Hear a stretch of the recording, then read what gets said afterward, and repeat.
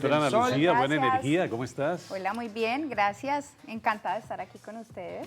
Doctora, yo quiero empezar retomando algo de lo que hablaba Mauro, que le preguntaba a nuestra coaching hace un ratico, y era que cómo una persona que está viendo algo extremadamente negativo, pues pudiera sacar su mejor sonrisa y entonces hacerse la que está bien, cuando por dentro hay cosas que no se pueden gestionar. A mí me parece muy interesante ese ejercicio, porque una cosa es ser negativo y otra cosa es suprimir los sentimientos y los pensamientos, que es completamente diferente. Yo tengo una deuda encima, un banco me está cobrando, pues yo no puedo decir, no, yo en el nombre de Dios yo no tengo deudas, y aunque los milagros existen, pues es algo latente, o sea, a mí me están llamando porque yo de verdad debo. Hablemos de cómo gestiono esos pensamientos para no convertirlos en una voz negativa, cuidarme, y tampoco eliminarlos porque sé que algo tengo que responder.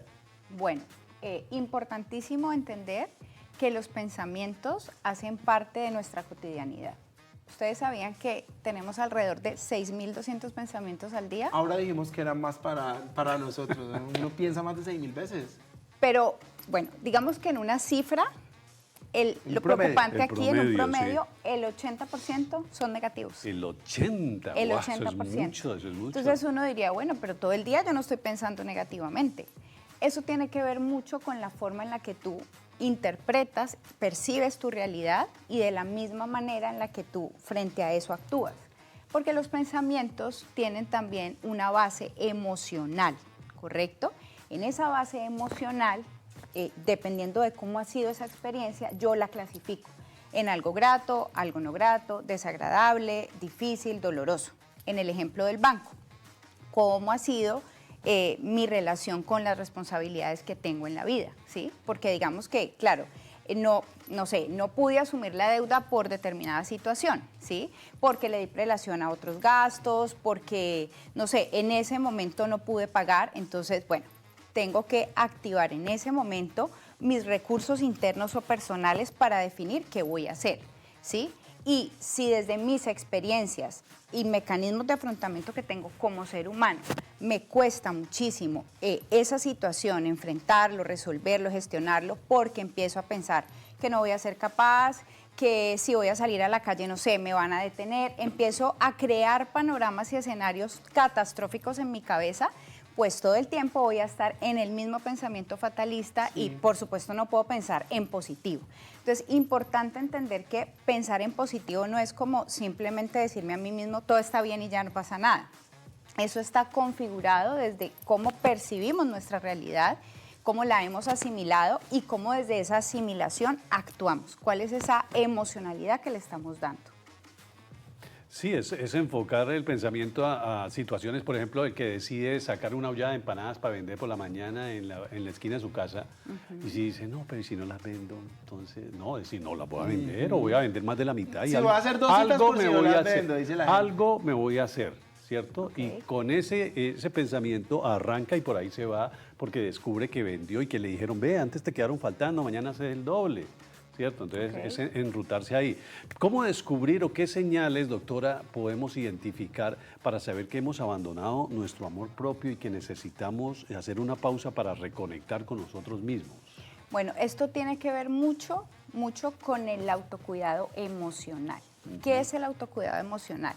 Son todas esas prácticas, formas, dinámicas en las que yo me relaciono con mis necesidades emocionales, con la forma en la que me relaciono con el otro en términos de mis límites.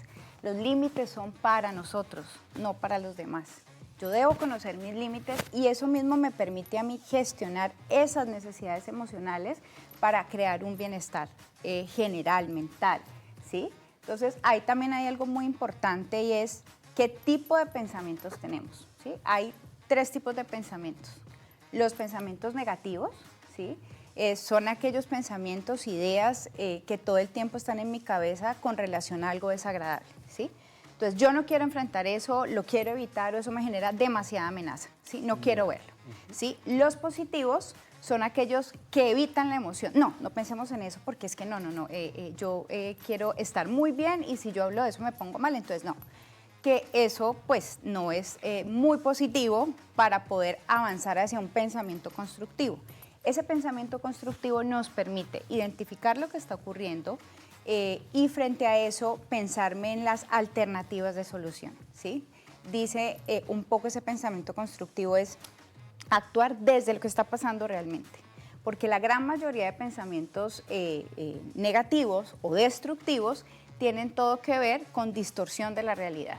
Y con pasado y futuro, casi Correcto. nunca con presente. Entonces el Correcto. pasado que genera tanta tristeza e incertidumbre del futuro que genera ansiedad. Pero no estamos viviendo sobre el presente y qué buen ejercicio lo que acabas de decir, porque es verdad. Siempre estamos en tiempos diferentes al actual. Al aquí y el ahora. Al qué puedo hacer por esto que me está pasando ahora. Si hay algo, doctora, que quita el sueño literalmente son los duelos. Y quiero que hablemos de este proceso que muchos viven, otros estamos viviendo, otros vivirán, porque de un duelo casi que nadie está exento. Nadie se salva. Nadie está exento. Y pues hay muchas cosas asociadas con el autocuidado. Le voy a poner un ejemplo específico. Una persona que se separó, hombre-mujer, se separa y dice: perdí el amor de mi vida, estuvimos tantos años juntos, a mí ya no me importa nada, me voy a dedicar a comer. Y se dejan, literal, dejarse en el sentido de se abandonan completamente, empiezan a pensar en negativo, a asumir que ya nunca más van a tener una relación sentimental y se acabó. Allí hablemos de autocuidado, que es muy importante, y llega al otro extremo también, es cuando uno pierde a una persona de su familia. Aquí ya es un duelo de muerte, pierde a una persona de su familia, casi siempre es la mamá, y uno dice: ya mi vida no tiene sentido, ¿ya para qué? En las dos formas tenemos pensamientos que son completamente destructivos y necesitamos aplicar ese autocuidado. Bueno, ahí yo creo que es supremamente importante entender que como humanos tenemos emociones, ¿sí? Y esas emociones hacen parte de la vida. Tenemos que ser conscientes que cualquier situación esperada o no esperada y que produce dolor nos va a traer unas emociones. Y esas emociones hay que entenderlas, aceptarlas, gestionarlas y transformarlas, ¿correcto? Entonces, en ese orden de ideas, como les decía al principio, los pensamientos están muy permeados por esas emociones, ¿sí? Yo no puedo evitar que me duela el que haya, mi relación de pareja se rompió, eso me duele.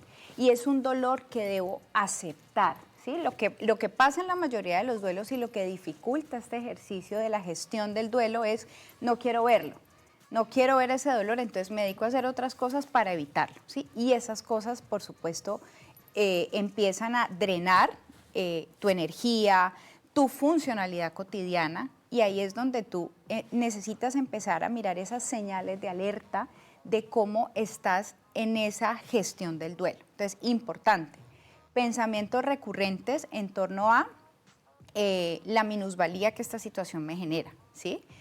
Puedo pensar que no soy suficiente, que tengo un problema, que yo soy lo malo. O puedo, desde ese pensamiento, pensar constructivamente. ¿Qué me deja esta situación?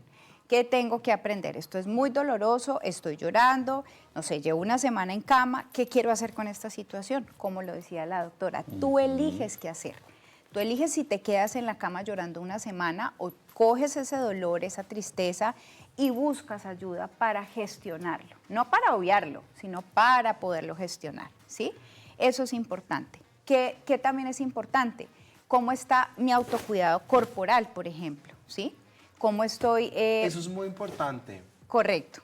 No, lo digo es porque muchas veces uno puede sentirse muy bajo de nota y pero no sé, fue al gimnasio y vio que le están creciendo los músculos o se ve más tonificado. Eso ayuda también, y entonces ahorita no me está funcionando muy bien el tema de los pensamientos, pero me estoy viendo bien y eso me va transformando. No sé si es ese ejercicio al que hace referencia Doc, porque eso nos pasa a muchos también. O me puse ropa que me hizo sentir muy bien y en la mañana no estaba tan bien de mi mente. Eso en los mejores casos. Pero en los casos que normalmente vemos de dolor y estas pérdidas es que la persona pierde su funcionalidad.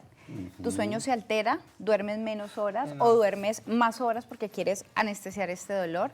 Tu alimentación, o comes en exceso o dejas de comer. Sin embargo, algunas personas aseguran, doctora, también que estos momentos de tristeza y de llorar y de estar en soledad también hacen parte de un proceso de liberación, ¿no? Claro. Claro, y ahí es importante y por eso les hablaba de comprender la emoción, ¿sí? Pero cuando esta emoción afecta tu vida cotidiana a tal punto que te vuelves disfuncional, ejemplo, no te levantas para ir a trabajar, ¿sí? No quieres relacionarte con nadie y llevas así una semana, 2 semanas, 3 semanas, algo está pasando, ¿sí? las Claro. personas por lo general no suelen buscar ayuda de inmediato. Es decir, a veces lo hablamos con nuestra familia, personas cercanas. En casos muy valientemente alzamos la mano y vamos a terapia, que todavía es un tema que sigue siendo muy controversial, pero afortunadamente con la pandemia la visibilidad de la salud mental, digamos, ha permitido que este ejercicio terapéutico nos ayude a gestionar. A propósito de eso, doctora, perdone la interrupción, ¿cómo sería ese ejercicio terapéutico que usted está mencionando para reprogramar nuestra mente de esos pensamientos negativos? Ok, bueno, en terapia con mis consultantes yo personalmente manejo algo que es el diario del afecto.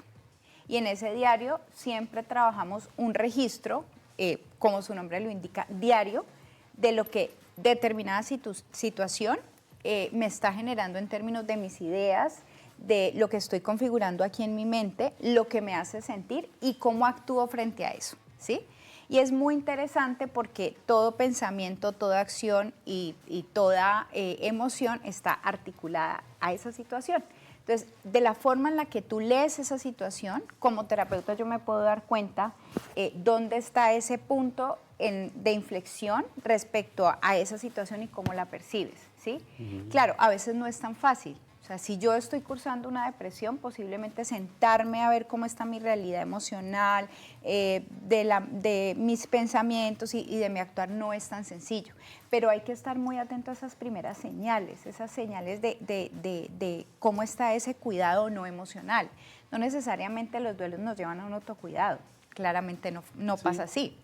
Entonces, vital mirar mi funcionalidad, ¿sí? Como estoy durmiendo, voy al gimnasio y de repente ya no quiero volver, ¿sí? No quiero volver, me nutre, me encanta, pero terminé esta relación o se murió mi mamá, como lo decías tú, y no me interesa la vida, ¿sí? No, o el trabajo, hay gente que va descuidando su trabajo, entonces se queda sin la mamá y sin el trabajo. Correcto. Y luego vienen sus problemas económicos, entonces sin la mamá, sin el trabajo, con los problemas económicos. Luego, claro. por los problemas económicos se separó, sin la mamá, sin el trabajo, sin los problemas. Claro. Y llega una cadena del Pablo Remalas del que hablaba ahora. Exacto. Doctora, no estamos solos en el mundo, y cuando digo no estamos solos en el mundo va más allá del apoyo que encontramos en los demás, sino que indiscutiblemente e inevitablemente lo que hacen los demás pues tienen un efecto sobre mí y lo que yo hago sobre ellos.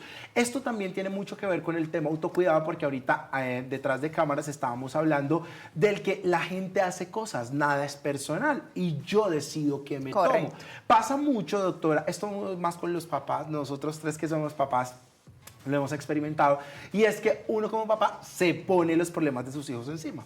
Todo el tiempo. Entonces, a veces uno está más preocupado por lo de sus hijos que por lo de uno realmente. Un saludo para mi mamá, que el 99% de sus pensamientos son mi vida y la vida de mi hermana. Y está muy bien, pero a la vez está muy mal.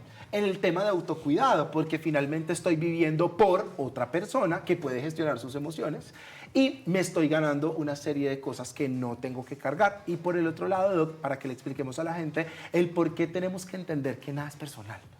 Ojalá todos viviéramos entendiendo esto. Yo creo que la humanidad funcionaría de otra forma, ¿sabes? Correcto, es súper importante ese aspecto y tiene que ver con los límites, ¿sí? Esos límites, esa palabra tan maravillosa que también está muy de moda, pero que es tan contundente para construir relaciones saludables, ¿sí? Sobre todo porque evidentemente tú no controlas lo que pasa afuera, ¿sí? Tú no controlas esa realidad, pero sí la forma en la que tú estás configurando, percibiendo, asimilando y estás haciendo digestión de esa realidad, ¿correcto? Entonces, primero los límites, ¿sí? Para conocerme a mí, yo tengo que reconocer mis necesidades, mis emociones, que me agrega valor y que me resta valor, ¿sí? Entonces, en ese orden de ideas, poner el límite a lo que resta valor es sumamente fundamental para mi autocuidado emocional. Y lo mismo ocurre, como lo decías, para nosotros los papás, que a veces con gran dificultad nos cuesta mucho entender que el otro es el otro, sobre todo cuando ya están más grandes, ¿no? Y ahora la doctora lo decía muy claro, que me sentí súper identificada, porque evidentemente el ser papás nos pone en una conducta de protección, de pretender que el otro haga o se ahorre ese camino que uno ya andó y sabe que por ahí pueden pasar cosas difíciles y dolorosas, y creemos tener el control sobre el otro, ¿sí? Y entender que acompañar a los hijos, al otro con amor desde la distancia es una forma supremamente sana y ordenada de cuidarme a mí y cuidar al otro.